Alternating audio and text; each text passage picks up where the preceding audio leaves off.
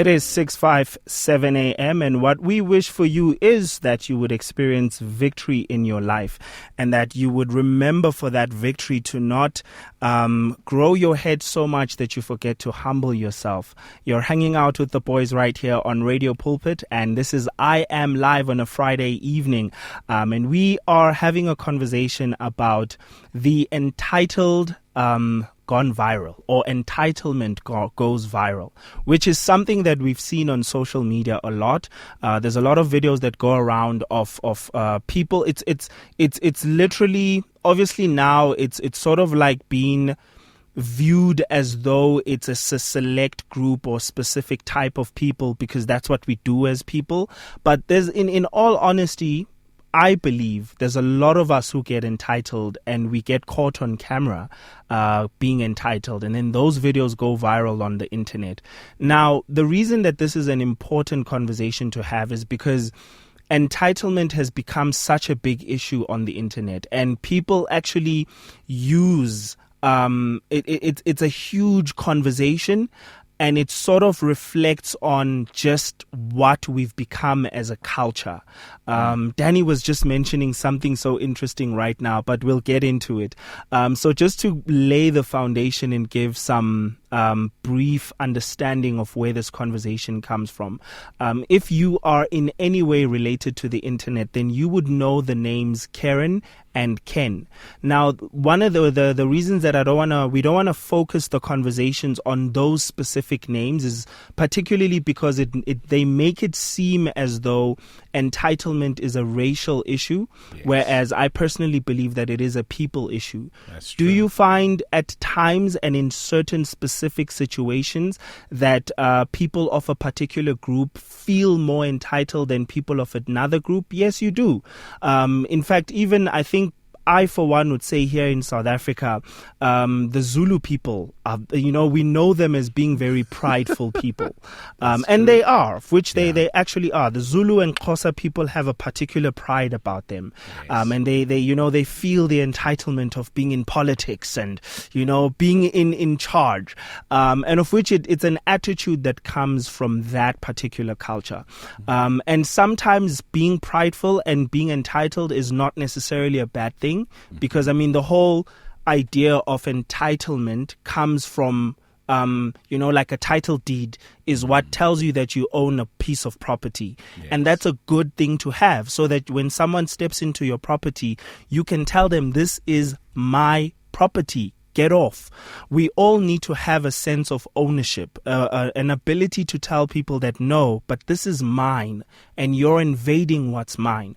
Where entitlement becomes a problem and it becomes toxic is where you feel you deserve it when you actually don't. When you feel you deserve a particular treatment that others don't, but everyone must drop everything and rush to you.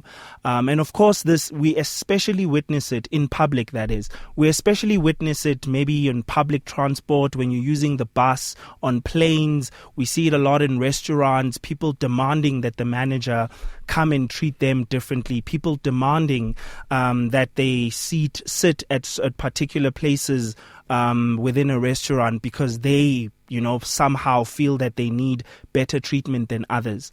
And that's the conversation I'd like us to have. The problem with when entitlement goes beyond that point of being healthy and it actually reaches a place of being toxic and just plain obnoxious, Sadly, the internet has taken away boundaries.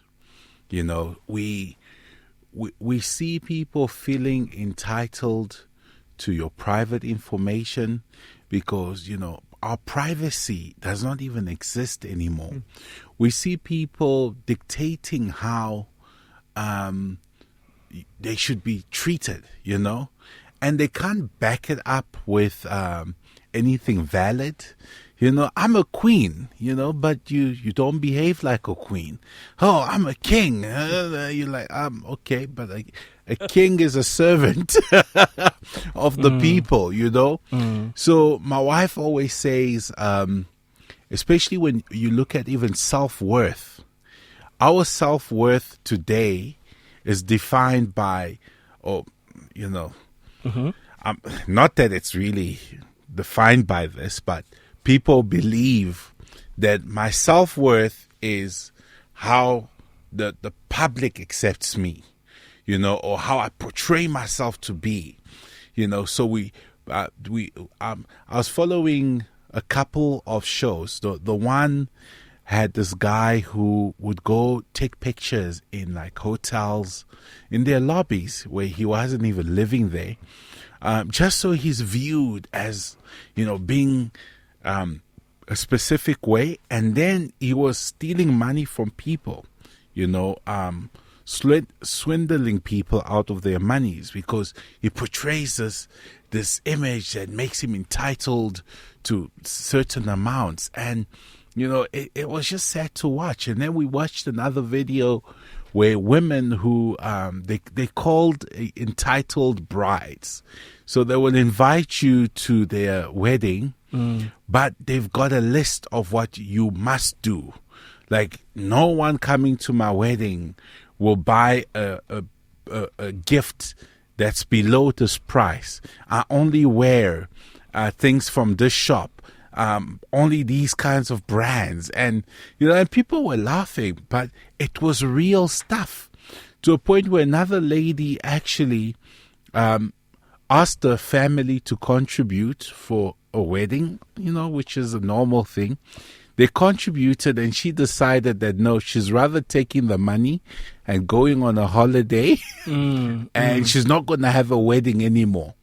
So when the family is like, but we gave this towards your wedding, she's like, no, you gave it to me, it's mine. You can't tell me what to do with it.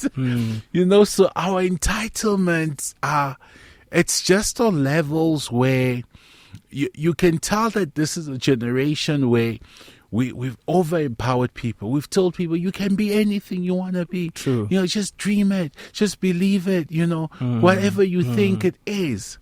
But that's not reality. True. If you want to be a doctor, hey, you must study hard. You must have e.g., the marks that will allow you to be accepted into medicine. So we have to balance the sense of entitlement. As someone who's an employer, I'm struggling to employ younger people. Because they come into the workspace expecting their salaries to give them the Instagram life. And then when you're like, no, but you need to build this up, they don't want to be trained. They, there's just an entitlement. No, I deserve this. And you're like, okay, you deserve this on what basis? They can't give it to you. So we have to do something, and teach people that you have to qualify for certain things in life. You have to work hard. You have to build a reputation. You have to start with little. Like scripture says, do not despise the days of small beginnings. These days, people want to start on top. Exactly. They feel entitled to starting at a certain lifestyle. And it's killing us. We're not building legacies anymore. I just wanted to bring this into the discussion, just the definition of entitlement. I love this definition because it also points out the fact that entitlement is not necessarily a bad thing.